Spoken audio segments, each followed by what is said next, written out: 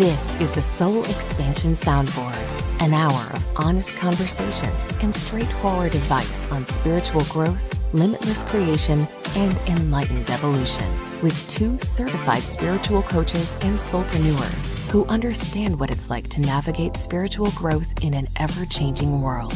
You'll be part of illuminating discussions featuring spirituality, self-development, inner healing, manifesting, and expansive creation of the abundant life you truly deserve.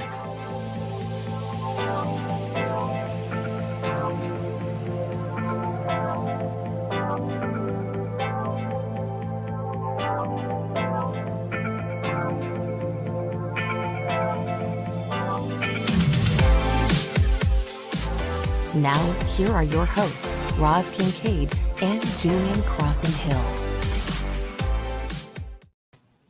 Hello and happy Friday. I am spiritual life coach Julian Hill, and with me is my lovely co-host Roz Kincaid. Hey, everybody. Welcome back. Happy Friday. I'm Roz Kincaid, and I am the intuitive soul healer. It's Friday. Take a deep breath. We can breathe now. It is Friday. Yeah.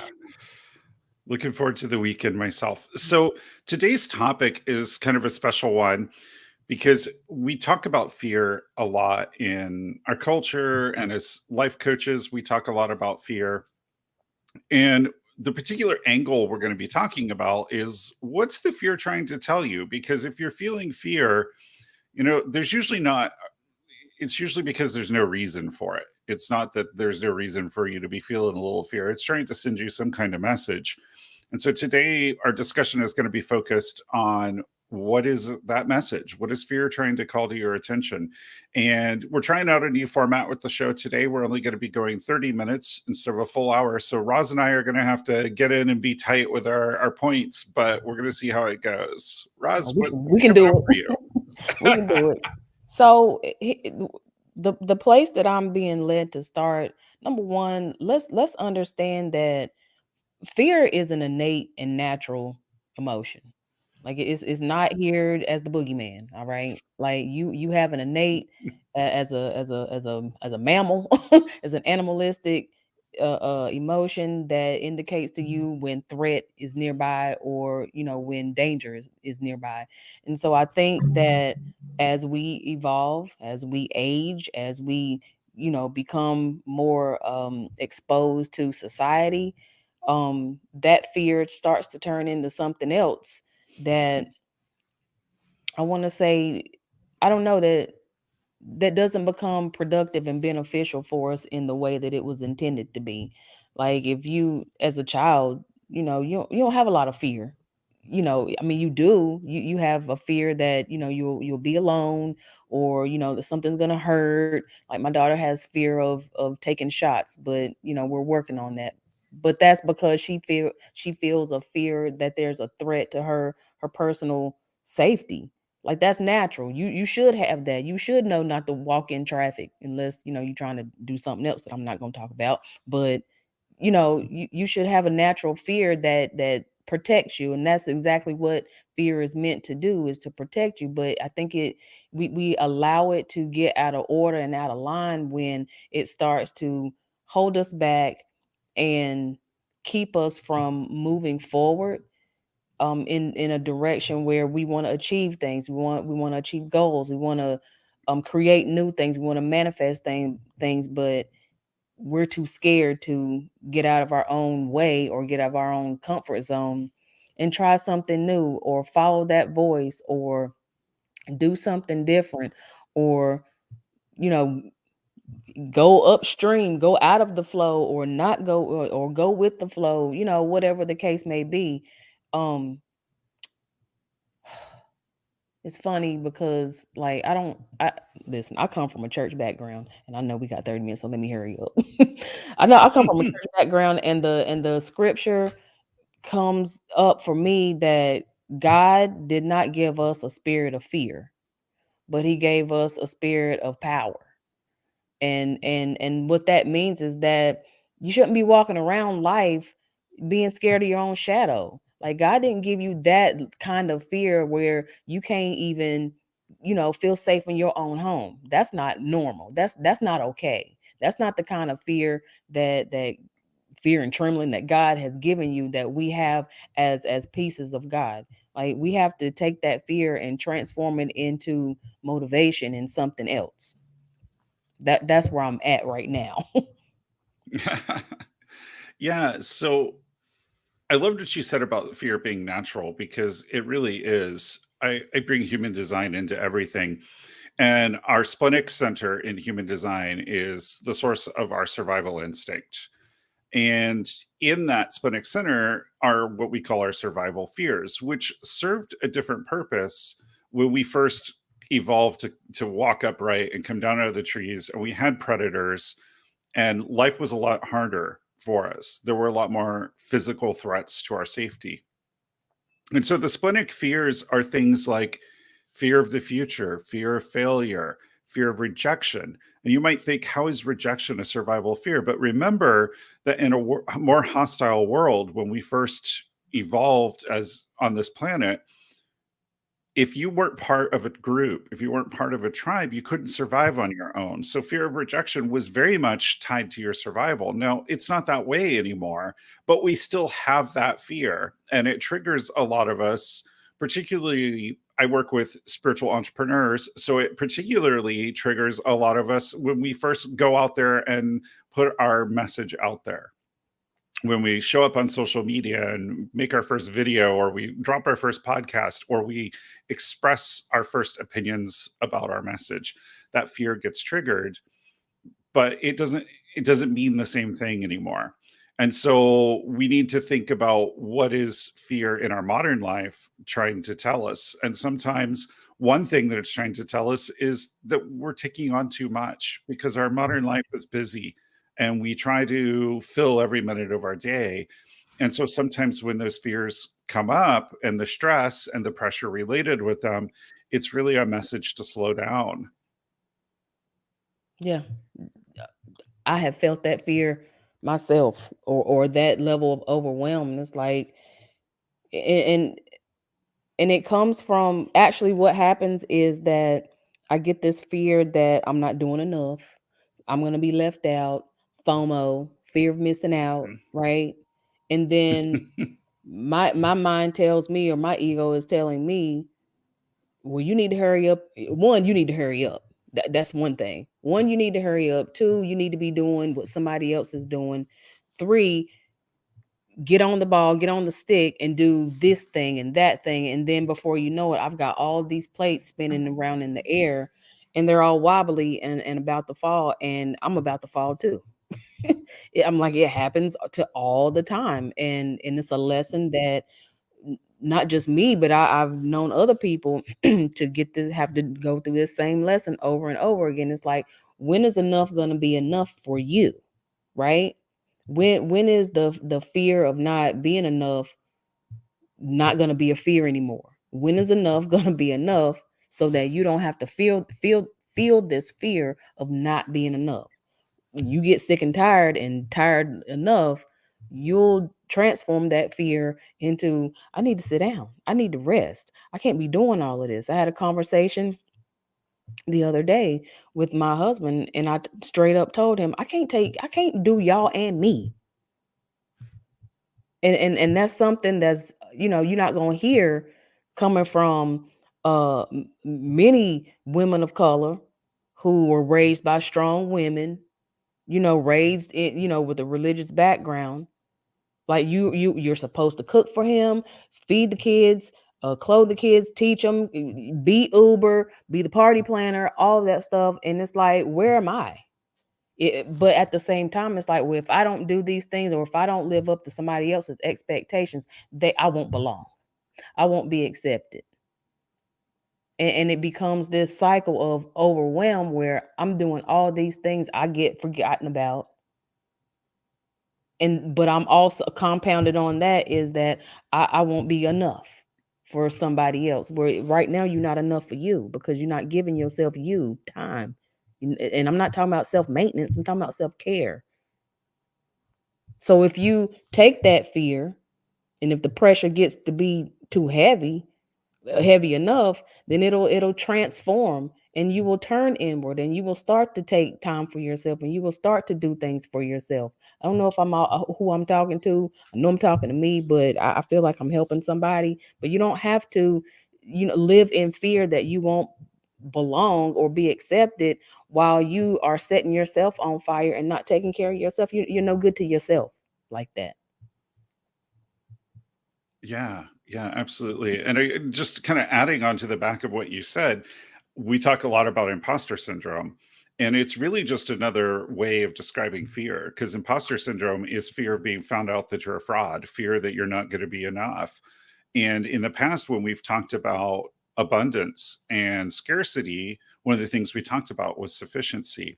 And that's that state of consciousness of enoughness, of allowing yourself to be doing enough, to know enough, and to be enough. And that takes work. And I actually taught a class last week locally here. And one of the exercises we did is I had a sufficiency worksheet, and it was all about collecting the evidence, because we've talked before about the importance of collecting evidence, right? Writing it down and being like, because we only notice the times that we don't feel enough. Well, let's pay attention to the times that we do feel like we're enough. And so I had a worksheet, and it had, basically those four things. What evidence do you have today that you know enough? What evidence do you have today that you're doing enough? What evidence do you have today that you know enough? What evidence do you have today that you are enough? And I use this same approach with my clients who are struggling with imposter syndrome. What's the evidence that you're not an imposter, that you actually know your shit and know what you're talking about, and that you are right where you need to be? And when you tap into that sufficiency, when you tap into that enoughness, not only is it going to banish scarcity, but it's going to release the fear for you as well.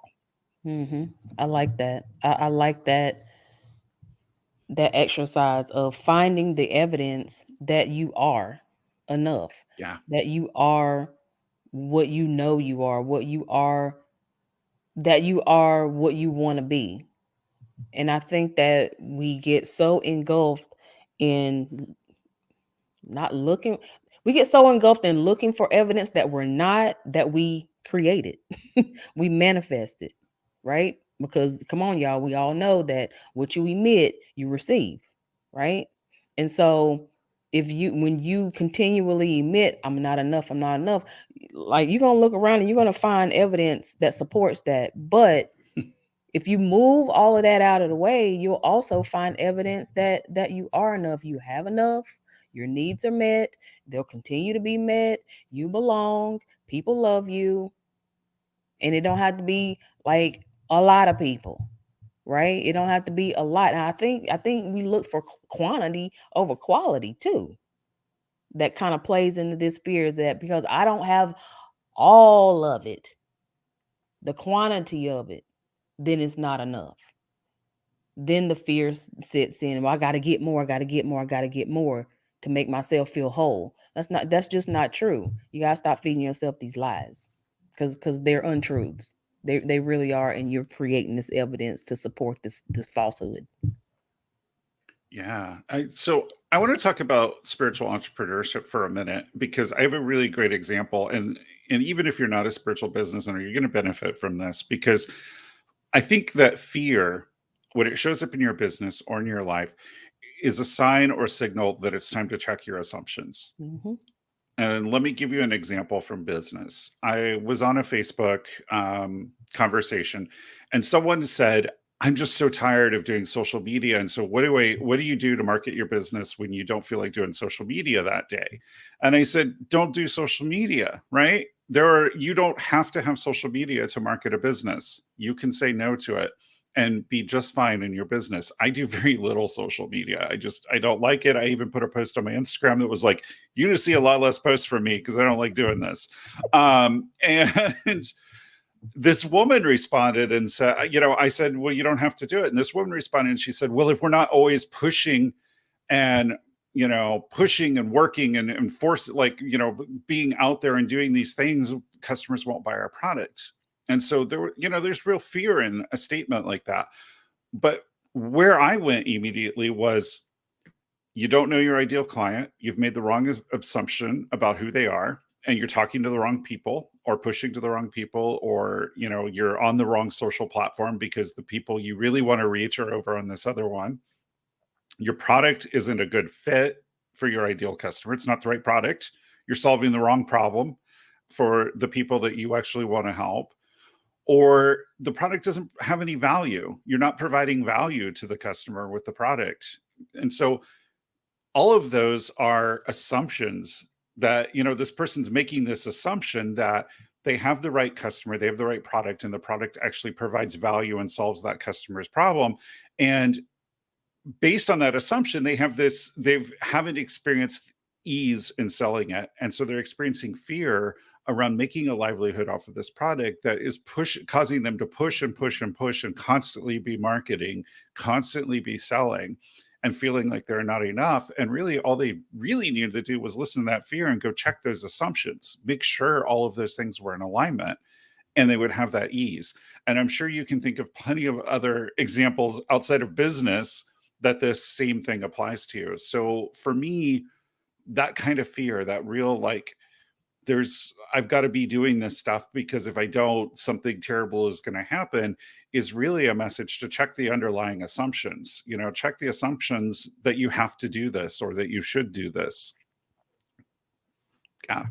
Yeah, definitely. What I hear you saying, Julian, is you have to first of all, pause. Wait a minute. Just bloop. Wait a minute. Just when you get into that cycle, you have to break it. You have to interrupt the pattern and say, wait a minute, hold on, damn it. what is going on here? I'm in a tailspin. Notice that you're in a tailspin, and you have to, and this takes practice, y'all. This is going to take practice because you've been in these tailspins before and you know how it feels. And you got to say, wait. What am I thinking right now? What am I doing? What am I creating right now? And start asking some questions like, why am I so afraid? Pausing and getting curious about what the fear is about. And I say this because because it works for everything. Like just the simple fact of like, what am I thinking? Just asking yourself that, what am I thinking? What am I thinking, and observing what this fear is about, and taking a moment to actually acknowledge the fact, like, shit, I'm scared. I am scared that XYZ. I am scared that whatever the case may be. The first thing is acknowledging that you're scared. Yeah. Because it's okay. Y'all act like being scared is like a bad thing. Okay, I'm scared.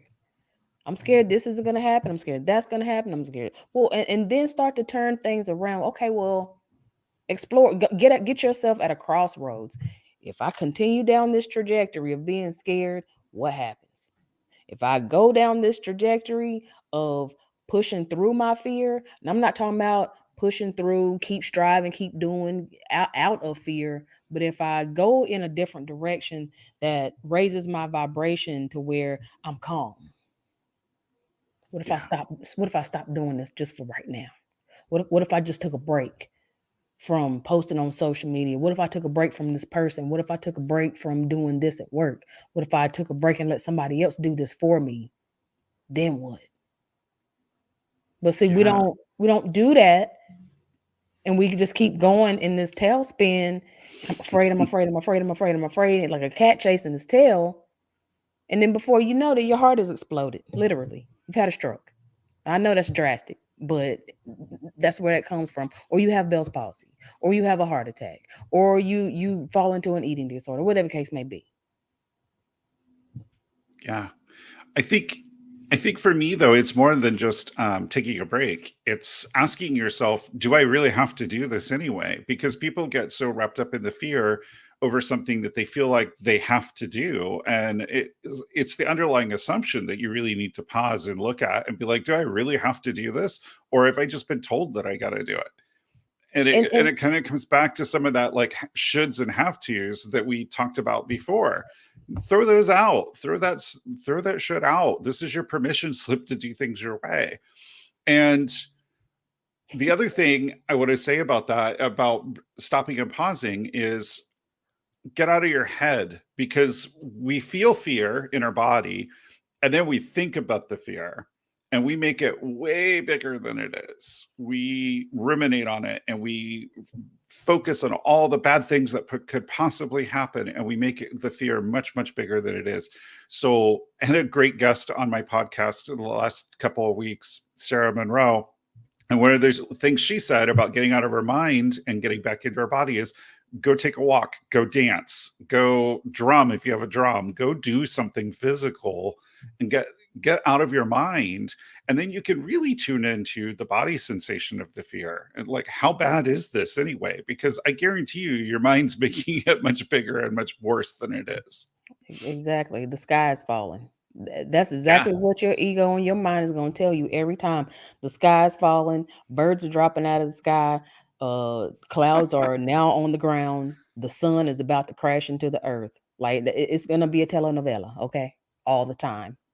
Yeah.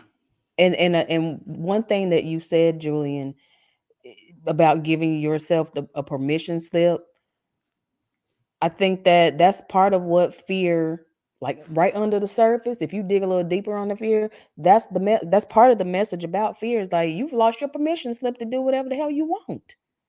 Like Yeah. excuse me, you're a grown adult, and when fear comes up and you start, jumping into the TV screen and living this telenovela, that means you have lost your permission slip that says I get to do whatever I want. And I'm a grown ass woman, or I'm a grown ass man, and I don't have to ask my mama for permission to be evolved and expanded. I don't have to listen to this fear. I don't have to be doing what they say I should do. My body is saying I need a break, and that's what I'm gonna do. So where's your permission slip to do whatever you want to do? Because listen, nobody has a heaven or hell to put you in, and nobody can be judge, jury, and executioner on your life. If you are in alignment with your soul and what your heart desires, like what do you want to be doing? If fear is got you freaked out about what you should be doing and you not doing it, well, what do you want to be doing? Come on, wake it up. Like you don't have to keep following. Do you? Like this is so frustrating, Yeah. and I'm directing this really towards me. It's like you don't have to be doing this yet. You doing this Yeah. to yourself at this point. Yeah, It's a rough day. absolutely. It's been a rough week, y'all.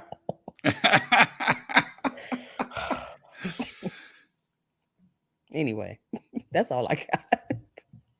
Yeah. Mm. So yeah, we're kind of reaching the end of our time, but I think it is like, just like we said, it's your permission slip. Look at the underlying assumptions of what is it that fear is trying to call your attention to. What is it that you're doing? It doesn't feel aligned to you. It doesn't light you up or excite you. Because when we get in our head and we allow fear to drive us in our mind, we actually become less aware of other options and choices.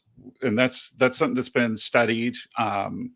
Positive psychology, the broaden and build theory, because it's an evolutionary thing that when we feel fear, when we feel anger, when we feel those kinds of things, our brain narrows the options that we can see of the actions that we can take, because it's an evolutionary function. If the bear's running at you, you don't want to be thinking about 40 different things. You want to be like, do I fight or run? And so getting out of your mind and getting into your body, and then through the body connecting to a different, more expansive feeling, is going to open that realm of possibilities for you, which includes saying, no, I don't want to do that. And then not doing it. Don't just And say then it not doing it. and then don't do it. Yeah. Like that's the thing. And then don't do it. Like there has to be some kind of opposite action behind that. If you're gonna have some integrity, is what I'm saying. If you say you don't want to do something, then fucking don't do it. Yeah. Anyway. All right, we've got about 5 minutes left before we get on out of here. Just want to share with you all that I have some podcasts coming up actually last week, and then next week I have a podcast coming up, Soul Healing Conversations. You can catch that on my YouTube channel or podcast or wherever you listen or view podcast episodes.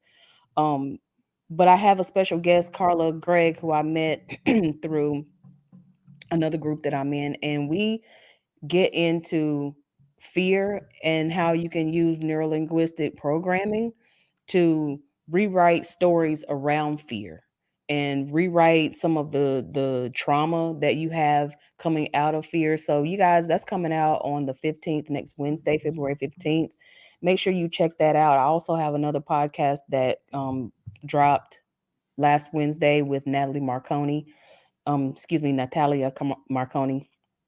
where we talk about fear and standing in your spiritual power. So y'all check those out. Hit my my YouTube page up and like and share and comment on those episodes there.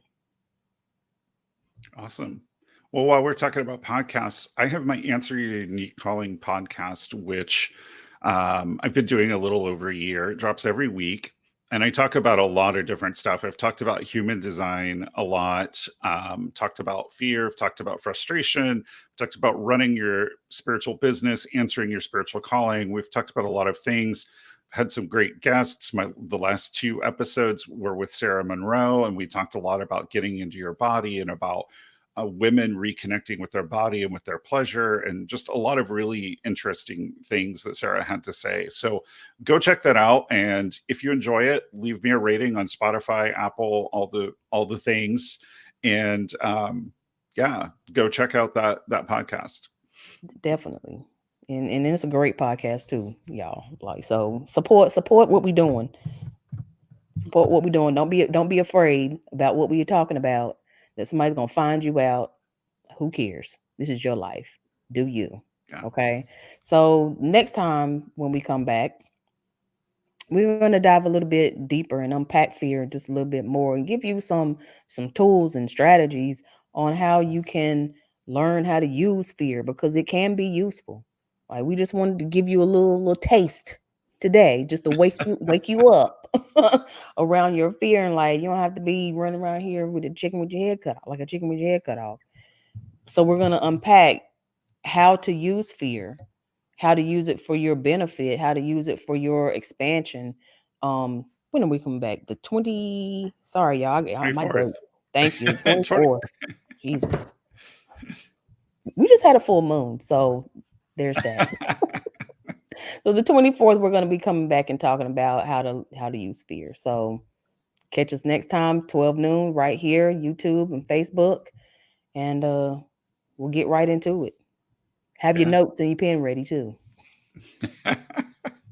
Julian, any final words? No, just hold on to that permission slip. Say no to the stuff you don't want to do. Did you lose yours, Roz? All the time. All the time. And then it's like, have to shake myself. I'm like, what are you doing? Like, here's your permission slip. You lost it. You dropped it about a mile back. All right, y'all. All right, have a y'all. Great weekend, everybody. Don't be scared. We'll see you in a couple weeks. Bye.